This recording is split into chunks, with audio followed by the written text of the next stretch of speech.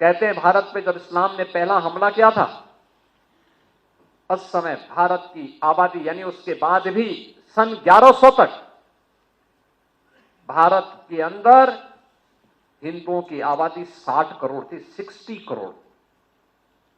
और 1947 में जब ये देश आजाद हुआ, उस समय हिंदुओं की आबादी रह गई थी मात्र 30 करोड़। आप मुझे बताइए, इन 800-900 वर्षों में हमारी आबादी बढ़नी चाहिए थी कि कम होनी चाहिए थी?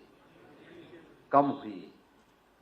हम 60 करोड़ से 30 करोड़ पे आ गए, यानी आबादी ही नहीं घटी, हमारी खेती के उत्पादन को भी कम कर दिया गया। ये आबादी जो कम हुई, आक्रांताओं ने ही मारा नहीं, बल्कि भूख से मरे, बीमारी से मरे, तमाम अन्य प्रकार की यातनाओं से मरे। विदेशी दास्ता ऐसे ही होती है। इस देश पे वही किया गया, इस देश पर अत्याचार किया गया, उसका शोषण किया गया। और जिस भारत में 300 वर्ष पहले आधी से कम आबादी खेती पर निर्भर करती थी, आधी से अधिक आबादी उद्योग धंधों में लिप्त थी, बड़े उद्योग नहीं, यहां पे कल कारखाने थे, लघु सीमांत और लघु और कुटीर उद्योगों का एक जाल फैला हुआ था। ये भारत की ताकत बनती थी। भारत को उत्पादक देश के रूप में, प्रोडक्शन के रूप में भारत का बेहतरीन उत्पादन दुनिया के मार्केट में छाता था। दुनिया का व्यापारी यहां आता था, यहां से लेके जाता था, यहां से व्यापारियों का काफला अपना सामान पहुंचाता था।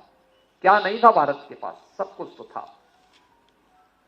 लेकिन जिन लोगों ने जाति के नाम पे बांटा, क्षेत्र के नाम पे बांटा, भाषा के नाम पर बांटा, तमाम वादों के आधार पर बांटा, और आज भी वे उसी विदेशी मानसिकता के साथ काम कर रहे हैं।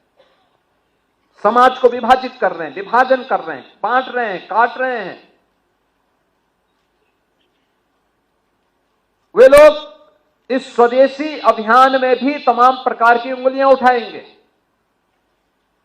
लेकिन प्रधानमंत्री जी का जो कहना है कि हम जो भी भारत के श्रमिकों के श्रम से बना हो, हमारे युवाओं की प्रतिभा से आगे बढ़ाओ, वह कोई भी उत्पादक जो भारत की धरती पर भारत के उद्यमी, भारत के व्यापारी, भारत के श्रमिक, भारत के युवा, इन सबके सामूहिक प्रयास से आया है, उस पूरे उत्पाद को स्वदेशी मान करके उसके लिए हमें एक एक व्यक्ति को तैयार करना है और उसी को खरीदने के लिए लोगों को कहना है।